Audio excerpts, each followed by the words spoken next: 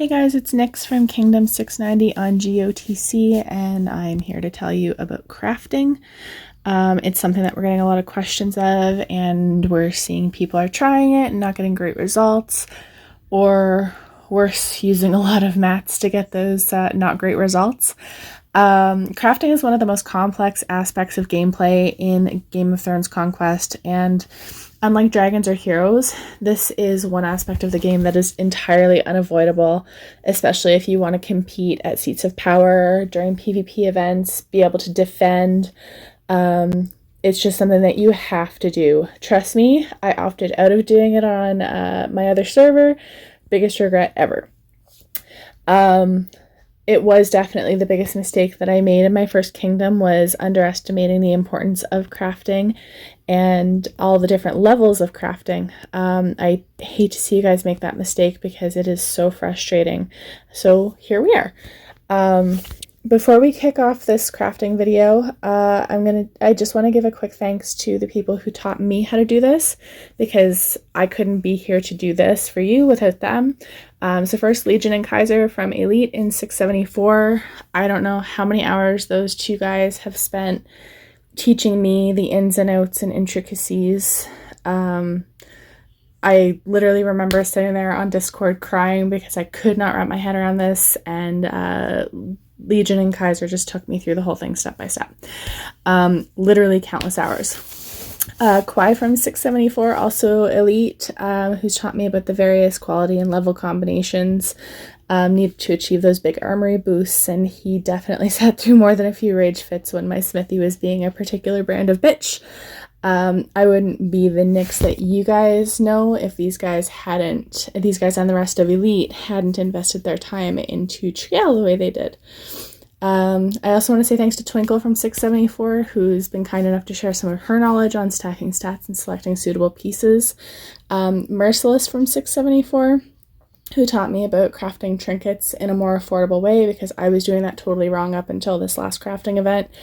As well as Jax here in Demon and 690, who has been giving me just all kinds of tips and advice on keeping crafting as affordable and as infrequent as possible.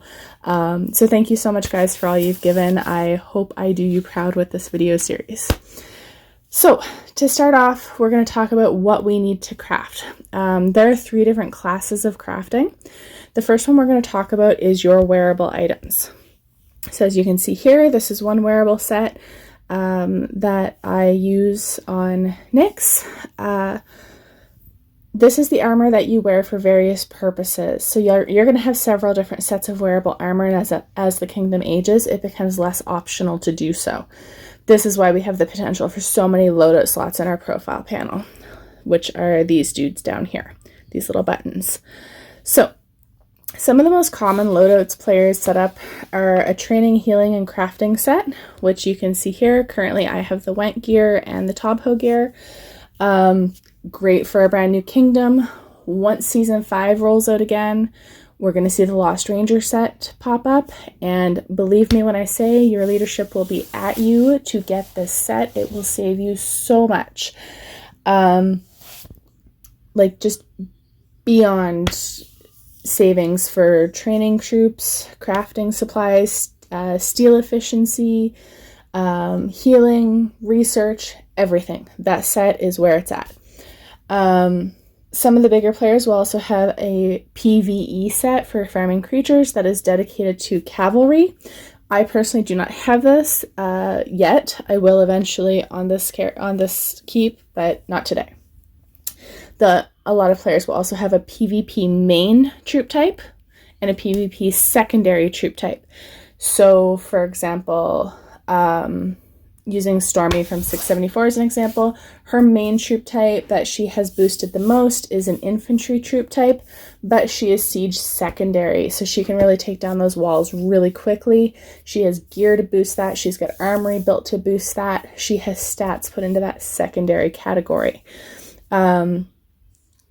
There's a potential for PvP, for sets that are dedicated to PvP versus keeps, PvP versus seats of power, setting rallies, dragons, the whole 9 yards. Like, there's a potential for so many sets of armor. There's also March size sets, dragon specific sets. I think I said that. There's all kinds of options available. So the primary ones for us as a young, small kingdom that we want to work on, or even if you're a low pay or free to play player, are going to be something like this here, which is your training, healing, and crafting set. It's going to save you a ton of investing, a ton of materials, a ton of money.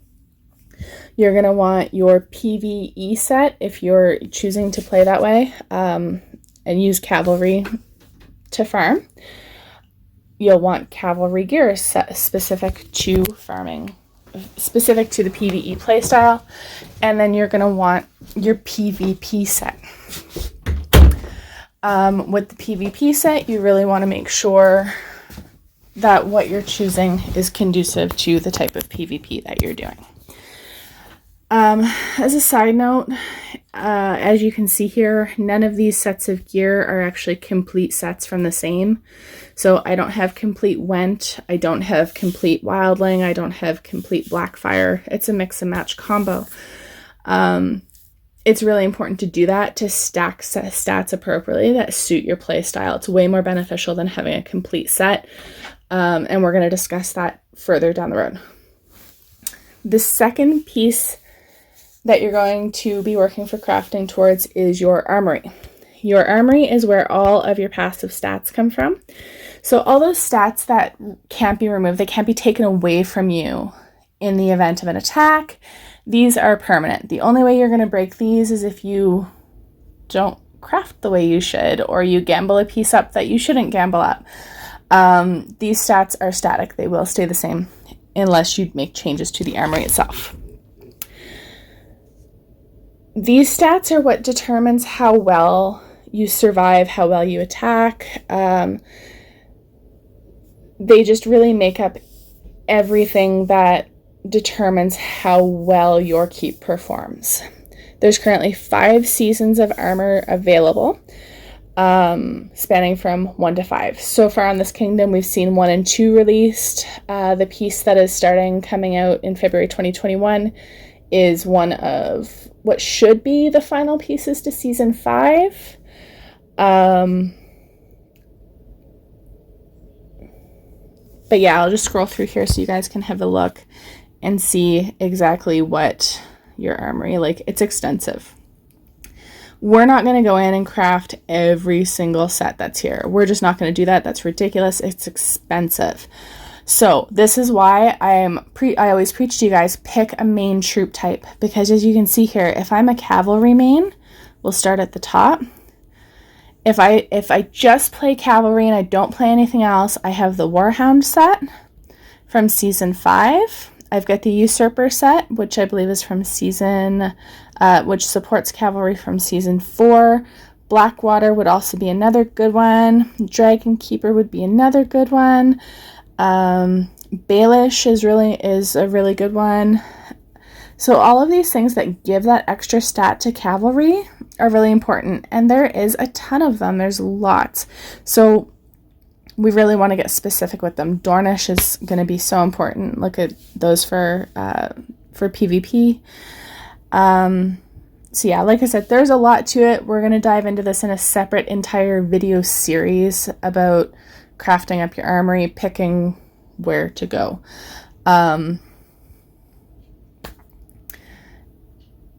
And deciding, what you need to craft out of here. I mean, if you cheat like me, you can just hit somebody up and be like, yo, what do I need to make? Definitely have done that a time or two. Finally, the third thing that we craft is a very special nightmare called trinkets. They fall into both of the above categories, but they have to be crafted differently. So they kind of fall into their own category of cash burning pit. Trinkets are both a wearable, and they have their own specific armory set. So as you can see here, this is my trinket that I wear on Nyx. Nice little getup. I did not do my trinket for my armory yet. Wonder why I didn't do that. Okay, apparently I just didn't get around to it, that's all. So yeah, they need to be crafted differently. So again, that will be a different video series that we delve into that will show you how to do trinkets. So let's get into what you need in order to do crafting.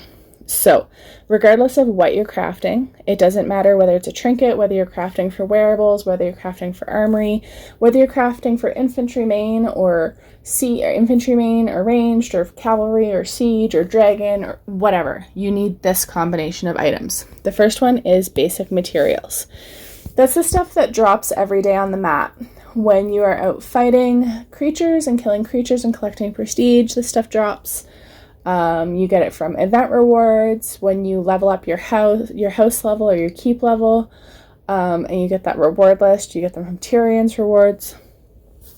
This stuff all pops up in very small quantities. You need a ton of it to do anything of actual consequence. It is not something that you can be like, oh, I'm going to go farm for a day and have enough to build yourself level 35 gear. Sorry. The truth of the matter is that's not how this works. You will also need advanced materials. Advanced materials are a lot harder to come by. These are event specific. So you saw when the server opened up in the first week, we had season 1 packs. There was caravans around. Then season 2 followed. That's the only time you can get materials to make gear from those 2 seasons. They are a real pain in the ass to get. With being only available during that specific time, we do get caravans that pop up that drop them. They don't spawn at great frequency and they don't drop a ton of them. There will be event packs that you can buy, which you can see right now with the February packs, the February gear coming out. I'll just see if I can pull it up here to show you. So this is a 7-day delivery pack. That's pretty handy. I personally don't buy those for crafting materials. I would rather buy like the whole, but I don't think it's out yet.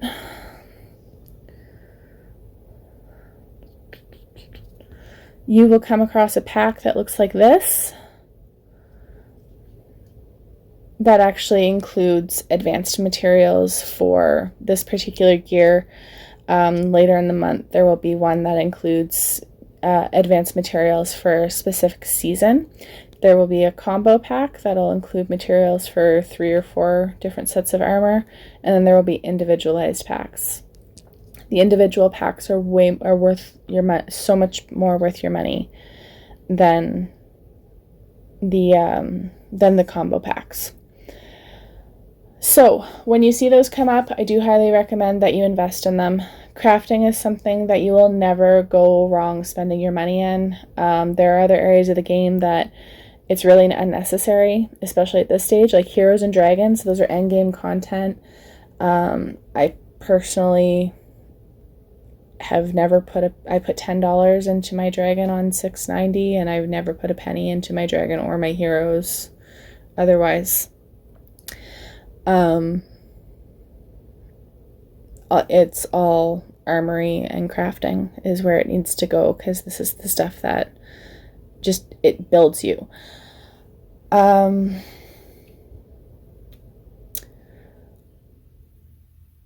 So like we talked about with February 2021, the gear of the month is the Queen of Love and Beauty set. It's a dragon set, so nobody on the server I think will be investing in that. We don't have any adult dragons to worry about. The advanced material for that is the green chiffon, which I just showed you in the 7-day delivery pack. Once this starts, these pieces are going to drop from elite creatures that will spawn on the map. They're going to be bigger, tougher, stronger creatures that fill up the map. They're going to give you more prestige. They're going to give you better drop rates. They're going to hit you a lot harder too. In classic WB style, you will be able to buy packs that include a few 100,000 or 1 million of these materials. The last piece that you are going to need for crafting is steel. So much steel.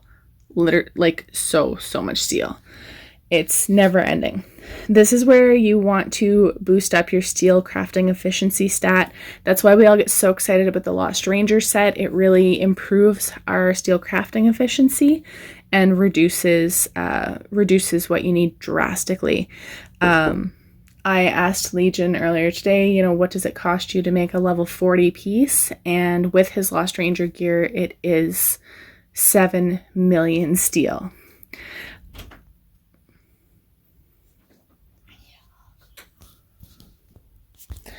So a good, strong steel crafting efficiency stat can actually save you quite a bit in terms of usage. It goes really, really, really fast when you're crafting a lot. I don't have it boxed right now. So if we go into like my recipes, you can see here that I have 34.8 million steel. That's really not that much for crafting the level gear that I'm currently crafting, which is level 30.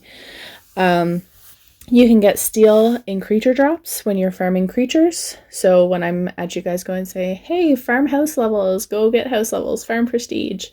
It's really beneficial to you because you get so many things that will cost you money or do cost money to get.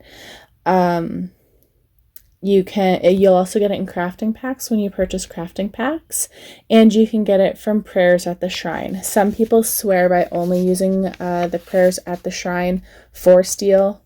I use it when I need it. Most of the time I need wood more. But that's because I personally buy crafting packs constantly. Like every time there's an event pack out, I grab it. Which brings me to the last thing I want to talk to you about in this video. Crafting packs are single-handedly the best investment that you can make in this game. 1000%, hands down, no questions asked. You talk to any strong, experienced player, they will tell you if you buy nothing else in this game, crafting packs. They're available pretty frequently. Like you can always get a basic mats pack, like we saw here. Where did it go? The one that I popped open here a minute ago. With my luck, it'll be gone now, but let's have a peek.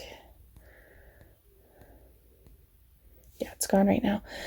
So you saw the one that I just went through that had 700,000 of each basic material. That's available all the time. But during a crafting event, that pack changes, which you'll see tomorrow at about 1:15 p.m. Eastern time. That pack is graded based on your current level. So for me at house level 31, I'm in the 30 to 35 bracket. That 700,000 basic materials will become, I believe, 1.6 million basic materials for the same price. Once you hit house level 35, it becomes 2 million. It is beyond so worth it. So I only buy these when they're in event because it's just so much more bang for my buck. I personally only buy the biggest pack because of the value difference. It is quite a bit of money to put down, but just the value for what you get out of it and for the amount that you need to craft, it's really, really, really just, that's where I get the most value.